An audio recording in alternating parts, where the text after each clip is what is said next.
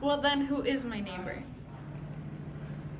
A man was coming down from Jerusalem to Jericho, and as he was walking, he had passed a man who had stripped him, beat him, and had left him half dead.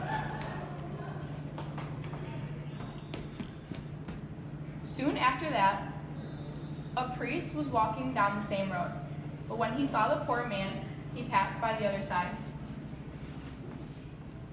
Later that same day, a Levite had come past that man, saw him, and passed by on the other side.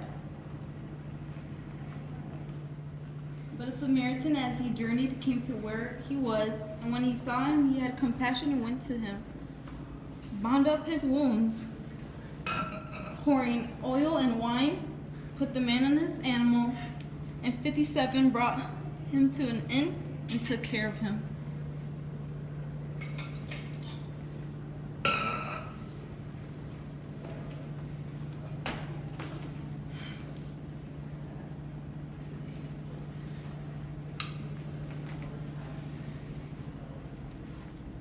The next day he took out some money and gave it to the innkeeper, saying, "Take care of him, and whatever more you spend, I will repay you when I come back."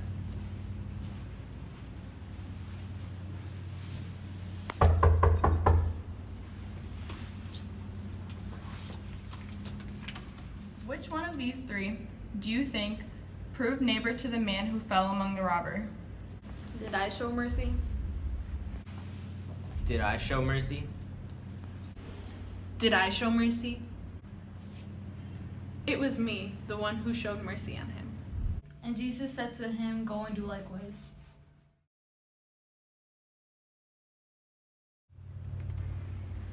How can you connect the Good Samaritan to your life today? In the last few years of my life, I've experienced bullying and I've watched bullying, and sometimes I haven't stepped up and said something like I should, and I've been in a situation where someone should have stood up for me and somebody didn't. And it's kind of an uncomfortable situation to talk about, but I feel that with this parable, it would match the story and talk about how we can relate to everybody's lives today. So that's my story. All right, nowadays you would think that since it's 2018, racism would be over, but a lot of people don't want to stick up for the black people, like the Levite and the priest did for the her person in the road. And that's how I connect these two stories, and that's how I'm gonna make a change.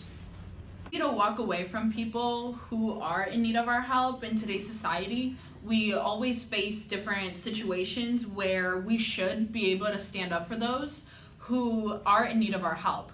But it is really hard to actually help those people because we don't know what the situation may be in the long run for us. We don't know if it will help us. We don't know if it will hurt us. In my everyday life, I feel like God tests me in different ways, and in certain situations, it's up to me to either be like the Levite or the priest and be the bystander, or it's up to me to make the right decision. And of course, I always want to make the right decision. You always want to be like the Good Samaritan, and that's not always the easiest thing to do, but it's what God wants us to do. No one altered the role of women in society more than Jesus did. And prior to New Testament timelines, women were always considered, like in everyday life, slaves to their men and families, and they were nothing more than just a person who was their maid. But then Jesus came along and he really changed all of that. He would just come up and talk to them in everyday life. He would invite them over too as well. He just pretty much did the unthinkable during that time in society, because women, you were not supposed to like talk to Jewish women, but Jesus did. It's easy to walk away from people who are in need of our help today. Oh crap, I'm supposed to go to the woods. God tests us every single day in little ways, and I feel like I always forget what I'm. And I feel like God, He puts us in certain situations every day, whether we know about them or not.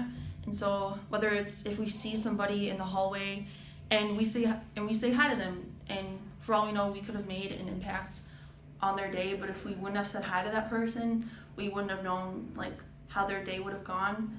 So I feel like it's really important But unlike most, I actually stick up for Black people, and I think I can connect those two.